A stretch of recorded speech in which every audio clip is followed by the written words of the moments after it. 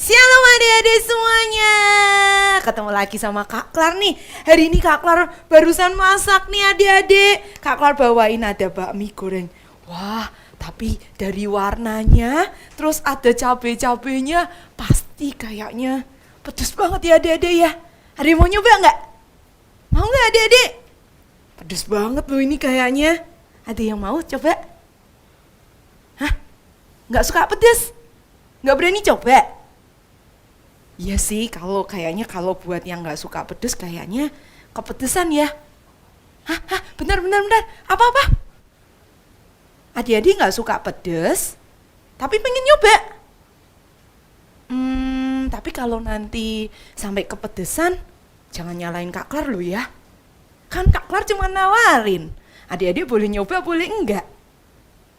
Ya, oke? Boleh deh, nanti adik-adik boleh datang ke tempatnya Kak Klar. Nanti Kak Klar cobain ya. Oke? Kenapa sih Kak? Kok Kak Klar bawain ini ada bakmi pedes gini? Terus apa hubungannya sama cerita hari ini? Iya adik-adik, Kak Klar hari ini mau cerita.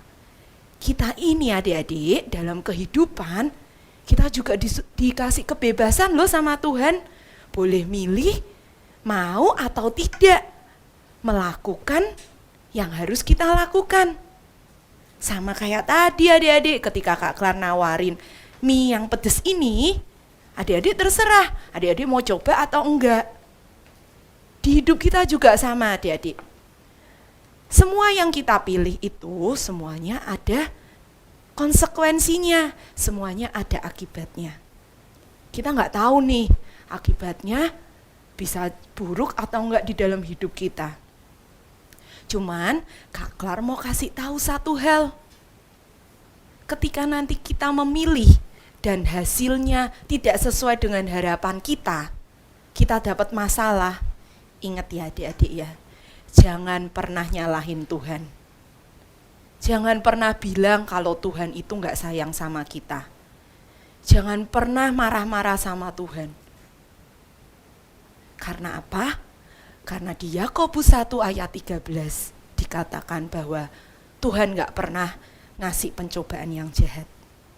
Tuhan akan selalu ngasih kita yang terbaik. Rancangan Tuhan selalu yang terbaik adik-adik buat hidup kita. Contohnya gini adik-adik.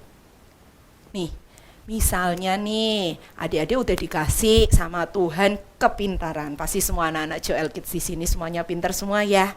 Nilai ulangannya 9, 10, ada yang dapat A, ada yang dapat B. Gak pernah itu di bawah angka 8. Terus, ketika adik-adik sudah merasa pintar, mulai nih adik-adik merasa sombong. Kayaknya aku gak perlu belajar nih. Aku bisa mengerjakan ulangannya besok, ujiannya besok. Aku gak usah belajar deh. Aku mending nonton film aja. Kayaknya ada yang keluar yang baru. Atau ada game yang seru yang keluar hari ini. Akhirnya adik-adik gak belajar. Ketika besok di sekolah, adik-adik mengikuti ujian. Ternyata adik-adik mulai, waduh kok gak bisa ya. Ini gimana cara ngerjain PR-nya? Mulai deh ada bisikan-bisikan ya adik-adik ya. Untuk dah kamu nyontek aja. Itu loh lihat sama temen kamu. Nah ternyata missnya, gurunya ngetahuin adik-adik ya kalau adik-adik nyontek. Akhirnya apa yang terjadi? Akhirnya nilai ulangannya adik-adik dapat telur, dapat 0 gara-gara kesalahan adik-adik. Terus, apakah adik-adik terus nyalain Tuhan? Oh, berarti Tuhan gak sayang nih sama aku. Aku gak bisa ngerjain ulangannya. Terus, ketika aku nyontek, Tuhan kok gak ngizinin sih? Apakah kayak gitu? Enggak ya. Semuanya itu karena apa? Terkadang karena keinginan kita adik-adik yang membuat kita ini jatuh dalam masalah. Jadi bukan Tuhan yang buat kita jatuh dalam masalah. Tapi karena keinginan kita. Keinginan kita untuk apa yang waktu itu tadi Kak Klar bilang? Keinginan kita untuk tidak mau belajar. Keinginan kita hanya mau bermain, nonton film gak mau belajar. Itu yang buat adik-adik jatuh dalam masalah. Karena apa adik-adik? Ayat hafalan kita hari ini juga ya, kita baca sama-sama ya. Di Matius 26 ayat yang ke-41. Berjaga-jagalah dan berdoalah, supaya kamu jangan jatuh ke dalam pencobaan. Roh memang penurut, tetapi daging lemah. Kadang keinginan kita itu yang membuat kita ini masuk ke dalam pencobaan, kita menjadi berdosa. Seperti ada cerita adik-adik di Alkitab. Adik-adik tahu ada tokoh Alkitab yang punya kekuatan super, tapi dia juga punya kelemahan. Kelemahannya ketika rambutnya dipotong. Adik-adik tahu nggak siapa? Betul banget, namanya Simson. Simson itu menikah dengan seorang perempuan bernama Delila, adik-adik.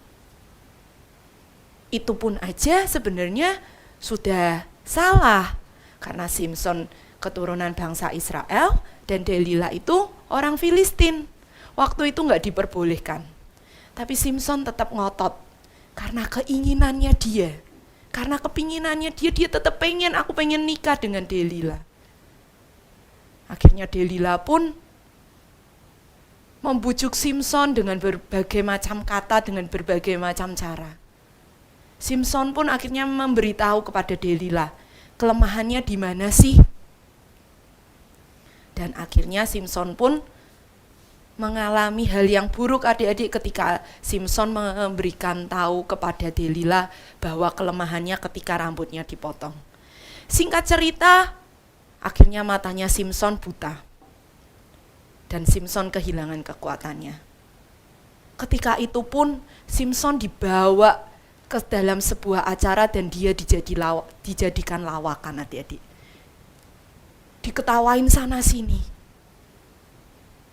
Simson sudah lemah, gak punya kekuatan apa-apa, dibuat bahan bercandaan. Tapi waktu itu Simson mau berkata sama Tuhan. Dia kembali lagi berdoa sama Tuhan. Dia berkata, Tuhan, sekali lagi tolong aku, berikan aku kekuatan sekali lagi. Dan akhirnya Tuhan pun memberikan kekuatan yang terakhir. Simson berhasil merubuhkan tempat itu, dan lebih dari 3.000 orang semuanya kena rubuhan itu dan akhirnya meninggal. Termasuk Simson adik-adik, dia pun meninggal juga di tempat itu. Apa sih Kak yang kita mau belajar buat hari ini? Kita mau ketika kita mengalami masalah, yuk kita tenang adik-adik. Jangan sampai kita melupakan Tuhan. Jangan sampai kita malah jadi marah sama Tuhan. Ingat kembali bahwa pencobaan, bahwa masalah yang ada di dalam hidup kita ini bukan berasal dari Tuhan. Kita balik sama Tuhan. Kayak Simson tadi, ketika dia sudah lemah, dia nggak punya kekuatan apa-apa, dia kembali sama Tuhan. Di Filipi 4 ayat 13 dikatakan adik-adik, kita punya kekuatan ekstra kalau kita minta sama Tuhan. Tuhan akan memberikan kekuatan yang baru buat kita untuk menghadapi segala permasalahan kita. Dan di Yakobus 12 pun dikatakan adik-adik. Yakobus 1 ayat 12 pun dikatakan bahwa siapapun yang berhasil dalam pencobaan, keluar dari pencobaan, kita dianggap pemenang.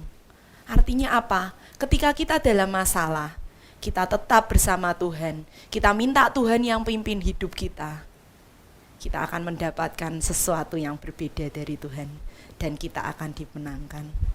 Adik-adik mau punya hati yang seperti itu? Mungkin kita nggak tahu adik-adik, kita akan mendapatkan apa, kita akan menghadapi apa. Mungkin ketika kita salah mengambil keputusan, Yuk sama-sama kita kembali sama Tuhan, kita meminta kekuatan sama Tuhan. Jangan pernah lelah untuk berdoa. Minta sama Tuhan yang memimpin hidup kita. Sekarang Kak Klar mau ajak adik-adik semua untuk berdoa. Kita mau minta biar Tuhan yang selalu memimpin hidup kita. Terima kasih Tuhan buat hari ini.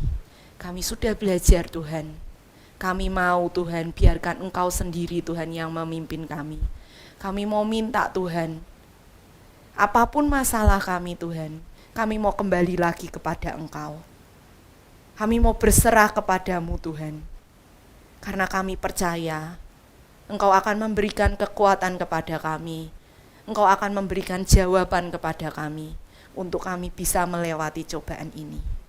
Terima kasih Bapa, kami mau serahkan hidup kami ke dalam tangan-Mu. Biarkan Engkau yang beracara di dalam hidup kami. Di dalam nama Tuhan Yesus, haleluya. Amin.